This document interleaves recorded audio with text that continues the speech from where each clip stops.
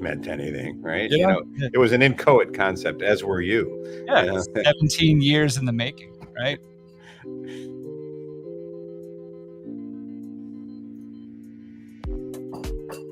Ron Coleman retweeted our stream credentials this morning. I feel bold.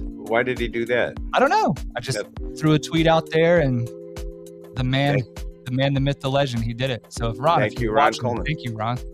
Yeah. So listen, welcome back, everybody. It's another, what is it, Wednesday, day 72 of United States of America versus Joe Biggs et al. Newsflash, I think both sides could rest today. It's going to take some doing. One of the jurors has a medical appointment at 2, but the last of the defendants who intends to testify, Dominic Pezzola, took the stand last night and submitted himself briefly to direct examination. I know his lawyer, Steve Metcalf. We've sat together for the last 4 months. He's become a good friend, and we'll have him on the show soon. You'll hear my cousin Vinny talking to you like you're right there in Brooklyn. But Pezzola's doing a good job on the stand. Metcalf will have him on for another hour and a half, and then he'll turn him over to the government for cross-examination. I think everyone's eager to please. The question is, can we get him done today before 2 o'clock? And that's a close call. We may not. If we don't, he'll likely finish tomorrow. And unless there's a rebuttal case, the parties intend to spend the time after 2 today putting the finishing touches on the jury charge. So tomorrow, assuming that Pezzola finishes today or early tomorrow morning, the judge will then read the law that the jury needs to know in order to decide the case to jurors. The government will then open and each of the 5 defendants will close rather. Then each of the 5 defendants will have an opportunity to close and the government will rebut. It's possible that all of this could go down by Friday at 5 p.m. and jury deliberations could begin as early as next week. So I'm ambivalent about it. It's been a long haul and it's become a standing joke here. We're on day, I remember when we were talking about day 16, 17 and so what, day 30. Wow. How long is this going to go? We got into the 50s and I knew we wouldn't make 100. So, we'll top out somewhere around 80 or so. And there it is. Mike, I don't know if it's time to play fanfare or anything, but there was a little bit of tongue clucking going on and a little bit of, you got out over your skis on Dominion and Fox, didn't you, Norm? The case is going to trial. What about that bold prediction of yours for a settlement in the range of $250 million? Well, I was not bold enough. The case settled yesterday, apparently, for 3 times that amount. Fox has agreed to pay Dominion $787.5 million. It's an interesting notion to imagine the settlement negotiations. You can see Dominion saying $1 billion, and Fox probably opening it at $250 million or something, which is what I thought the case was worth. And then going back and forth, and they're at 750. No, it's not going to happen. Well, we want 800, and so they get in the middle. And did they really bargain hard over that last $500,000, that 0.5? And I suspect they did, having been part of negotiations that have a dynamic all their own.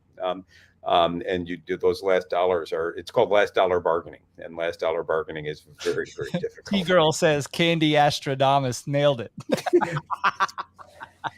Okay, so we'll be banning T-Girl from the comments section. Candy Astradamus. There you go. Yes, here you come here every morning for your predictions on mayhem. So what happens next now with Fox? I mean, they've got another suit from Smartmatics. Apparently, that one is for 2.7. Norm, can anybody hear me? Can you hear me? Oh yeah, I can't hear you. I can hear you. Well, I don't know quite what to do, folks. We appear to have a technological problem. I don't know if anybody can hear us at all. Yeah, what else is new? My wife is sitting in the room and she's got earphones on and she says that I can be heard. So I'm going to continue. Mike, are you there? Can you say something? I am saying something, but I think I'm you still can be heard. No, you can be heard. Well, you have issues. I mean, but those are issues between your ears, and don't begin to project your own internal psychiatric issues on the technology that we use. Everything's fine. We're both audible and we go. So, what next for Fox? It faces another suit similar in Smartmatic. It's got some internal litigation arising from all this events. One of its employees has sued it for undue influence, apparently putting pressure on this employee to testify falsely in the proceedings. The court in the Dominion matter had appointed a special master to look at discovery compliance issues in the Fox Dominion case. I suspect those will go away. But the question is, what will this change anything in the media landscape as a whole? And maybe it will, and I think it probably should. I think that the law of defamation does impose upon news organizations a commitment to telling the truth. And I say that not in an ideological context, but in terms of making an effort to determine what is true, as opposed to merely repeating talking points as if they're true because we wish them to be true. And in the Dominion case, there were good reasons to believe that Fox was reckless in the truths that it told, in the versions of reality that it represented to its listeners.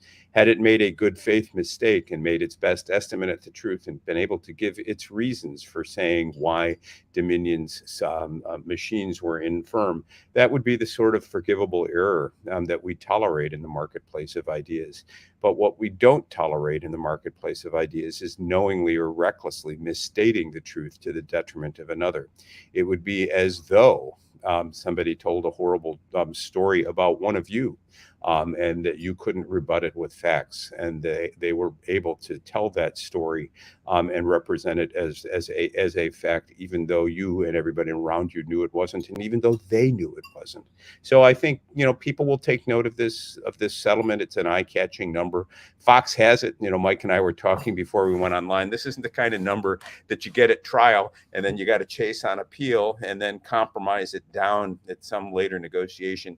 This is cash on the barrel. Yeah, that's right, man. You can bet on that. That's money in the bank, baby. And I'm hoping that the Dominion lawyers realize that I was supportive of their efforts along the way, and when they get their handsome contingency fee, throw a couple $1 million of chump change might send my way for the goodwill that we've expressed. But I'm not gonna hold my Fox breath. released a statement. They emailed a statement out after the settlement. I'm just going to read that so that perhaps we can put a nice bow on this. Quote, "We are pleased to have reached a settlement of our dispute with Dominion Voting Systems. We acknowledge the court's rulings, finding certain claims about Dominion to be false. This settlement reflects Fox's continued commitment to the highest journalistic standards. We are hopeful that our decision to resolve this dispute with Dominion amicably, instead of the acrimony of a divisive trial, allows the country to move forward from these issues." I want to steal that line for my closing argument in United States of America versus Biggs, because I will be arguing that we're hoping this jury will decide the case according to law and acquit, because that's what the law should and we hope will require. And let's move on. But I get ahead of myself. Hey, let's talk about FDA versus Alliance for Hippocratic Medicine. Mike, what's going on there? So I think it would have been the 14th of April, so last Friday, the Supreme Court of the United States, via Justice Alito, issued what is known as an administrative stay of a result emanating from the Fifth Circuit involving the FDA and the Alliance for Hippocratic Medicine. And in particular, we're talking about, and I want to make sure that I get this on the screen for everybody. We're talking about an oral pharmaceutical, mifepristone, which is basically a medical termination of pregnancy pharmaceutical that is taken in cocktail form for those looking to terminate early pregnancies within the first 70 days after the last period or menstruation cycle. And there is a somewhat of a circuit split. I don't want to sit here and build the procedural context to say that there's another circuit that did the exact opposite. It's not exactly that. But the history of this drug, Norm, is that it was approved by the FDA in the year 2000. And it was originally for the first 7 weeks of gestation. I think in 2016, that was extended to 10 weeks, which is the 70 days. And I can't pronounce the judge's name out of North Texas. It's Amarillo, Texas. Judge Matthew Kasmark. Am I mispronouncing that? If you are, we're adopting it as the correct pronunciation. So Judge K, if you don't like how we're pronouncing your name, call us, but it's Judge Kasmark henceforth. Well, yeah. So I think that what strikes me as really interesting about this is that, beyond the substantive merits of this case, which I do believe the court is going to take up, I think that number one, the application for stay and the FDA's response was due yesterday, I think by midnight or noon, and I looked at the procedural history there, and it looks as though the FDA has indeed submitted their reply brief supporting their petition for the stay. But what strikes me as really interesting is that we've got dual statements, one from the Department of Justice and Attorney General Merrick Garland, which I put on the screen here. And then we've also got one from the White House, which I've put on the screen in substitute for that.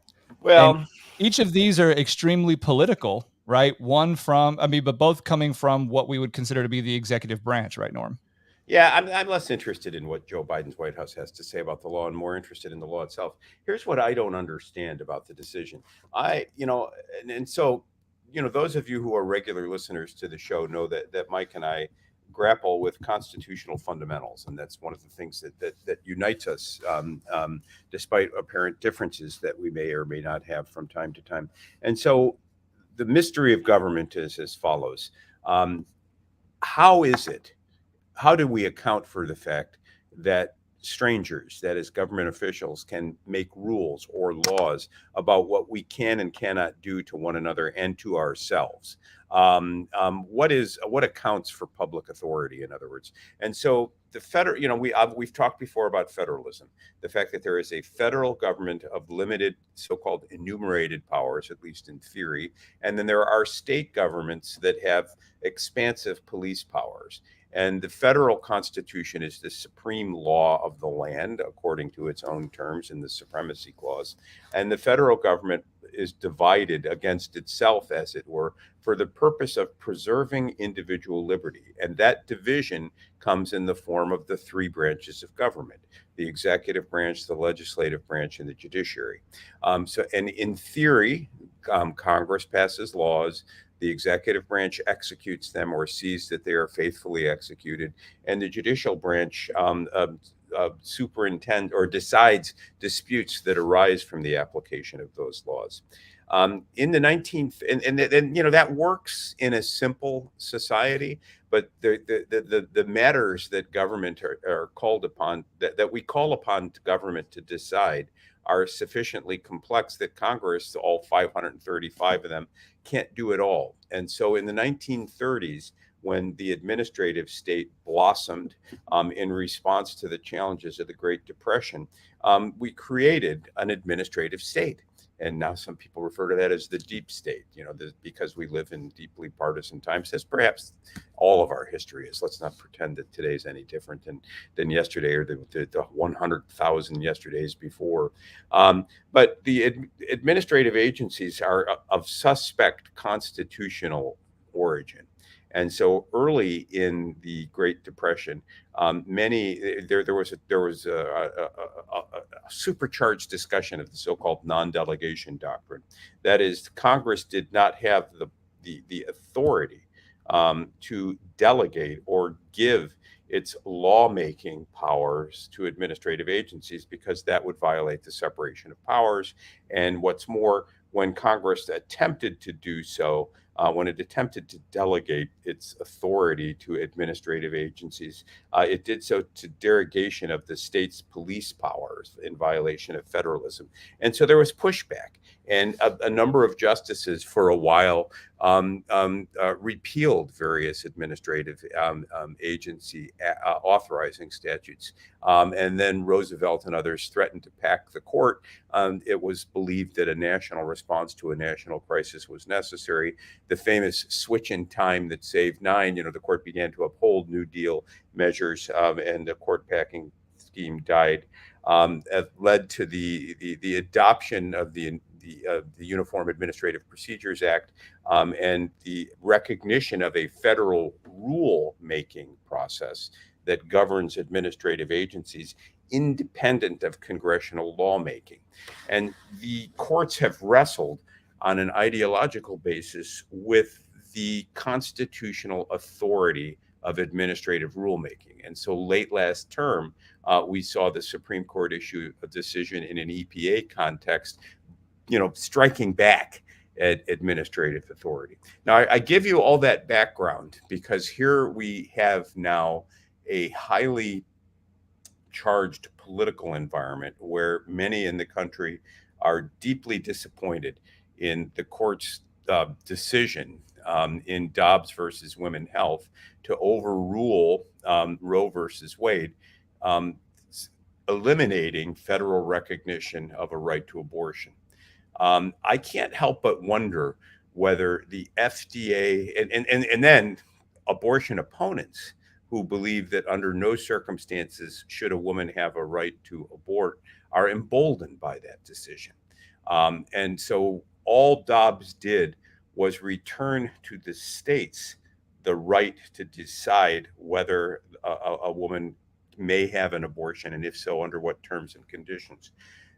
This FDA versus Alliance for Hippocratic Medicine and related decisions seems to me like this political warfare being waged on a different legal terrain. And I wonder, and so that one of the things that catches my eye, Mike, and I'm sorry for the long setup. Thank you for being so patient, but I want to situate this within the context of these legal concepts as I try to understand what's going on. It seems to me what I don't understand about what Judge Kaye's decision does is Judge Kaczmarek. Are we saying, is it Kaczmarek? Is that how we're pronouncing it? I guess Kaczmarek is the easiest way to pronounce it, and okay. I do apologize. So, no, I mean, I've never actually heard it said out loud. No, I haven't either, although he's much in the news lately for this and other things. But, so Judge Kaczmarek appears to be second guessing the FDA and in ways that candidly I find unsettling, because, the FDA, this isn't a decision that the FDA made yesterday. It's a decision that the FDA made 20 years ago. And if the FDA, consistent with its rulemaking process, expanded the use of this contraceptive or this device, this abortion-inducing device or medication, if from to 70 days, it didn't do so arbitrarily. Under federal rulemaking, there is a federal registry. It announces a potential new rule. It opens that rule up for public comment. There are hearings before the agency. People both for and against, much like in a congressional lawmaking context, the new rule get to appear, and then commissioners make a decision. How is it possible that a federal judge is undoing that rulemaking process years after the event by second guessing the substantive decisions that agency made about safety? That seems to me like judicial overreach. What, am I missing something? I don't know. And then there's a second related question, Mike, and then I want to open it up for discussion. And this was the more interesting take on the decision. And I don't know what the answer to this is. I stumbled upon this last night, and it was one of those things. And this is what I love about the law. About the time you think you know something, you realize you don't know anything at all. And it's like, holy crap, the world is pretty complicated. Here is one argument that I've seen against the FDA rule. Suppose you are in state A, Mississippi, and I don't know if this is true of Mississippi, but you're in a state that prohibits abortion. And a resident within your state can obtain the means to induce their own abortion by way of this medication through interstate commerce. The Commerce Clause is the supreme law of the land. But the Commerce Clause in this case is permitting a state resident to violate state law by obtaining a federally approved medication. This just makes my head hurt, and I'm not sure what to make of that. So I don't know where you are on all this, Mike. I don't know where our listeners are, but I'm thinking that, and you made allusion to a circuit split. A judge in Washington State came out on exactly the opposite with respect to not this. Not quite exactly the opposite, but it is being reported as such, so as to give, I think, a because there's a huge push. Obviously, subsequent to the Dobbs decision, we live in an environment now where there is heightened sensitivity, especially on the political left, of any issue dealing with what the political left would frame as as reproductive rights, agency, bodily autonomy, all of these things. So that these two things are going to exist and swim, in the same waters, regardless of whether the procedural or factual posture are totally similar. I do want to bring up one thing, because I was trying to read through this morning the FDA's reply brief in support of its petition to make the administrative stay permanent, right? And to ask the court to take up this issue substantively. And in part, they say this. I'm just going to read some, and then we'll get to some discussion. Quote, to the government's knowledge, this is the first time any court has abrogated FDA's conditions on a drug's approval based on a disagreement with the agency's judgment about safety, much less done so after those. Much less done so after those conditions have been in effect for years. And the lower courts reached that unprecedented result only through a series of fundamental errors that violate black letter Article 3 and administrative law principles. And then here's the first point they make. First, respondents lack Article 3 standing, and the Fifth Circuit could hold otherwise only by ignoring this court's precedent. Respondents are doctors and associations of doctors who oppose abortion. They neither take nor prescribe mifepristone, and FDA's approval of the drug does not require them to do so or refrain from doing anything. Now, Norm, before you go, because I know that you're going to agree at least in principle with the first part of that,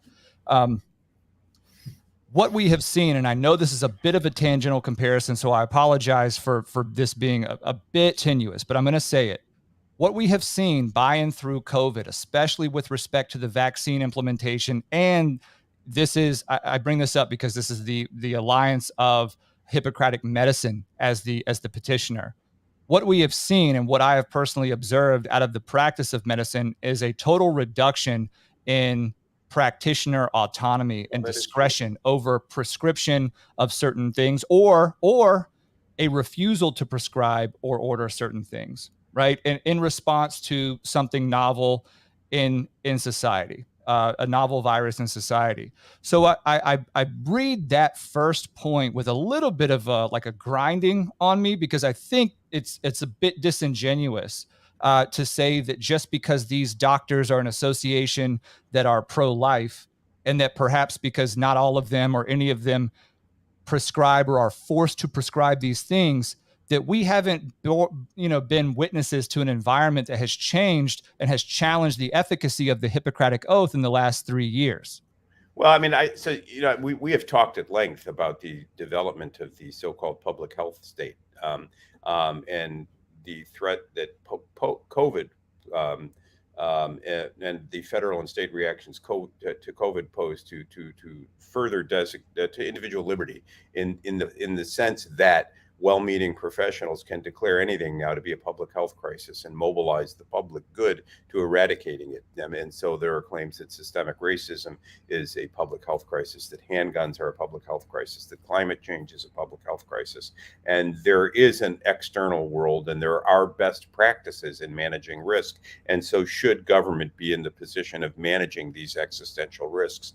In the era of COVID, that seemed like a good gamble to make initially.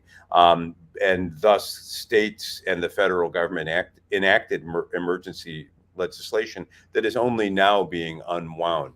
And so I take your point, Mike, and I'm sensitive to the growth of the administrative state. I think it, aligned as it is with big tech and big data, there are dystopian possibilities that are chilling to me and that are inconsistent with the quest for individual significance. Having said all of that, if I were a federal district judge, which is a chilling thought, Judge Norm, all rise. No, please.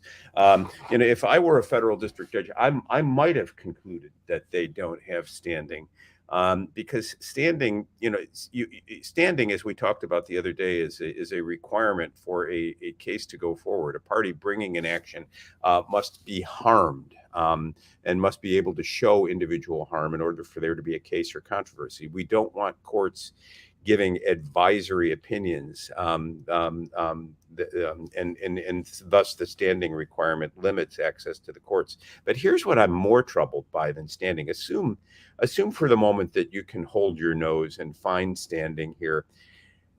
I mean, if Congress, with all 535 congressmen and their staff and their resources, if they lack the ability to engage in meaningful fact-finding and regulatory process, and thus we have a need for something like the FDA, and we have a need for something like the Uniform Administrative Procedures Act, and we have courts that say, okay, we understand that Congress can't do it all, and we need the special expertise of administrative agencies. If that's the case, how in the hell does Judge Kazmark, with his 4 law clerks sitting in some courtroom in Gitchagumi, wherever he is, acquire the expertise to say, FDA, you got it wrong? I mean, this strikes me as... Well, Norm, look, how does he do that? How does he do that? Well, I want to go back to some more text just for purposes of illustration. They list 3 reasons that the stay should remain in effect.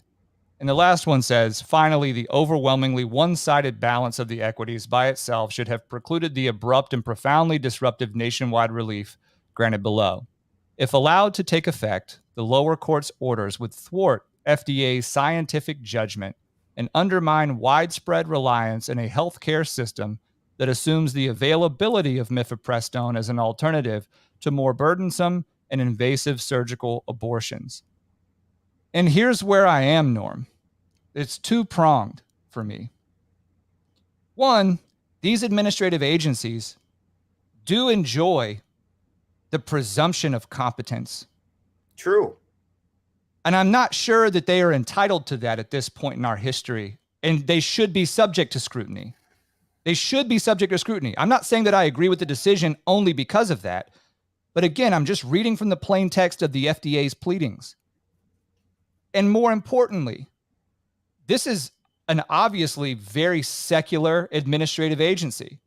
Their 3rd reason that this stay should remain intact is because this is a more convenient way to terminate pregnancies. That the alternative is that the people soliciting these services would have to go under the knife or opt for something surgical. And I'm not sure that I'm at a point in my life, Norm, where spiritually I am okay with a secular federal administrative organization that has made a buffoon of itself over the last several years, saying that, hey, this isn't right. In part, they don't have standing and whatever. And also the stats that they referenced are erroneous. Well, we'll see, because I do think the stay is going to be granted. I just want to skip to the end. I think the permanent stay pending the outcome of the proceedings will be granted. But I'm just not moved by the FDA making these hollow arguments about, the pharmaceutical company is going to have to spend more money, and it could take months to figure out how to rectify that. Well, months. So this is the sleeper issue that I'm not seeing people write about. So you're expressing a profound moral and spiritual, perhaps reservation or even opposition to abortion, which I think, I respect. I also respect the rights of others to disagree. Which is also new for me, Norm. I want to be clear. I'm not. But let's focus on the constitutional issue here, because this is the sleeper issue, and it may be that if as a matter of federal law, we leave to the states the right to determine whether or not a woman has a right to abortion, and we leave to the FDA the ability to adopt national standards on safe medical practices. The FDA is, and let's face it, incident to any surgical procedure, there is a risk, infection, this, that, and everything else. And so it is a medical judgment to say that a non-surgical procedure is preferable to a surgical one. Now, it may be that in your moral scheme of things or a person's set of values, there is no situation in which abortion is moral. So therefore, do you say that because This is a state issue. A federal agency lacks the ability to come up with national standards, and because that would be a more honest approach than to have Kaczmarek making or Kaczmarek, however you pronounce it, making sort of ad hoc judgments about a federal regulatory agency's safety assessment. And let's remember, Kaczmarek is an ideological judge. I mean, he's much in the news these days. He's got himself in a little bit of hot water. He for perhaps not being entirely clear and maybe honest on his application or on the papers that he submitted in support of becoming a federal judge. When you become a federal judge, when you're being vetted, among other things, you are required to fill out a form that lists all of your publications. And so Kaczmarek had a paper getting ready to be published in the Texas Law Review. I can't remember if that's the name of it. And it was a paper written by an outfit called the Institute for Life. And in it, he was making observations, I think, that were hostile to a woman's right to abort or to choose to abort, and observations that were hostile to the whole LGBTQ thing. And once he knew that he was going to be vetted for a federal judgeship, he took his name off the paper and had the Law Review article, and had colleagues of his insert theirs, and didn't include this as a publication that he wrote. Now, whether is that an honest dealing? Is that honest dealing on his part? His defense would be, well, I wrote it as part of my job as an advocate for an institute. It was reflecting the institute's position, not necessarily mine. And once I realized I was going to become a federal judge, I asked others to put their name on it. It looked to me like he wanted to evade scrutiny of his own ideological commitments in order to get the job, perhaps to satisfy those commitments. And that frustrates the appointment process. It may be that it's inevitable that when judges get on the bench, they're going to enact their moral points of view, but the appointing authorities should know what those are. And Kaczmarek may have hidden his, and the result is this left-handed decision to play regulator from an Article III judge. I don't know. I mean, I just throw it out there because I want to talk about it more, and I guess we're going to have to on another day. Well, and the last thing I want to say, just there are, again, especially with all of the cases that make it before the Supreme Court, there are going to be, there's going to be a litany of amicus filings. And one of these have come from, and what I've put on the screen is the amicus brief from the NAACP Legal Defense and Educational Fund. What the hell are they doing in here? In support of the applicants and administrative stay. And please look at the table of contents. In particular, Title II. The Fifth Circuit failed to consider the reliance interests of people who require access to safe abortion care. Subsection A. Pregnant Black women and other Black pregnant people rely on access to abortion to make decisions regarding their futures. B. State laws restricting abortion access have created strong reliance interests in the availability of mifepristone. I want people to really consider how insidious of a position that is to take in terms of community building and future building. It is to say, Black people need abortion care because abortions are a part of Black people's individual futures. Without abortions, Black people can't. Do you understand where I'm going with this, Norm? And then more importantly, not even more importantly, but tantamount to that, Black pregnant people? What is the NAACP now advocating? They say pregnant Black women and other Black pregnant people. Well, yeah, I mean, wait, pregnant Black women and other Black pregnant people. I hear Ye might be pregnant, but that's a different topic for another day. Listen, I'm going to have to run because we're getting late on time here, and obviously we need to return to this issue. My circuits are altogether shorted out on this topic because I think that as a matter of constitutional law and judicial hygiene and intellectual hygiene, there's been a profound fail in the court's treatment of this issue. And it may be that an unintended consequence of the Dobbs decision is a direct challenge to the efficacy of the administrative state. And I, for one, suspicious as I am of it, am not prepared to dismantle it, not on this foundation. But let's return to this topic tomorrow, Mike. Let's pick it up again because we've just run out of time. I love this discussion, Norm, and I appreciate you giving us and the viewers the space to have it. And I look forward to unpacking this with you because I tend to agree. I'm a huge critic of the administrative state, both at the state and federal levels, especially now, and especially because of the nature of my practice. But I think I sense intuitively that you may be correct, that this may not be the most profound way to challenge. No, there's something out of focus here, and we're going to get to the bottom of it. But first, I object. Overruled, Norm. Oh, I'm ready for court. So I'm going into day 72 of the Hotel California, aka Gilligan's Island, aka Joe Biggs, aka the Proud Boys. Talk to you tomorrow, folks. See you, Norm.